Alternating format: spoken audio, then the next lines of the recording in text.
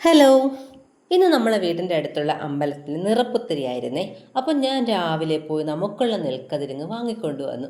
ശരിക്കും ഈ നെൽക്കതിര് വാങ്ങിയിട്ട് വേറൊരു വീടുകളിൽ പോയി വെക്കാൻ പാടില്ല. നമുക്കുള്ള പ്രസാദം വാങ്ങിച്ച് വേറൊരു വീട്ടിൽ നിന്നും വയ്ക്കാൻ പാടില്ല. നമ്മുടെ വീട്ടിൽ തന്നെ കൊണ്ടുവരണം ഡയറക്റ്റായിട്ട് എന്നാണ് പറയുന്നത് കേട്ടോ. അപ്പം ഞാനും വിചാരിച്ച് രാവിലെ അതന്നെ അതിന് കെട്ടിയേക്കാം, വേറൊരിടത്തും വെക്കേണ്ടെന്ന് വിചാരിച്ചു. ശരിക്കും എന്താണ് ഈ നിറപുത്തരി എന്നുള്ളത് ഞാൻ ഒരു കുറച്ച് ദിവസം മുമ്പാണ് കേട്ടോ അതിൻ്റെ ഐതിഹ്യം മനസ്സിലാക്കിയത്. അപ്പം വേറെ ഒന്നുമല്ല, നമ്മുടെ നെൽകർഷകരുണ്ടല്ലോ, അവരുടെ ആദ്യത്തെ, അതായത് ഓരോ വർഷം ആദ്യത്തെ വിളവെടുപ്പ് അവർ ഭഗവാന്റെ മുമ്പിൽ സമർപ്പിക്കും. എന്നിട്ട് അവർക്ക് കിട്ടുന്ന പ്രസാദമായിട്ട് കുറച്ച് നെൽക്കതിര് തിരിച്ചു കൊടുക്കുമെന്നാണ് പറയുന്നത്. അതുകൊണ്ട് അവരുടെ വീടുകളിലോ പത്തായത്തിലൊക്കെ സൂക്ഷിച്ചു വെക്കും.